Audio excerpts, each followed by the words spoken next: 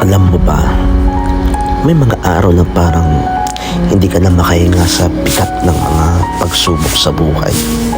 Yung tipong sunod-sunod, walang pahinga, at parang wala ng katapusan. Pilit ka mang bumabangon, pero parang may humihila sa'yo pababa. Paulit-ulit mong tinatanong si Lord, bakit ganito? Kailan ba matatapos ito? Pero alam mo rin ba, hindi ka niya pinapahirapan, pinapalakas ka niya. Hindi ka niya pinababayaan, inaalalayan ka niya.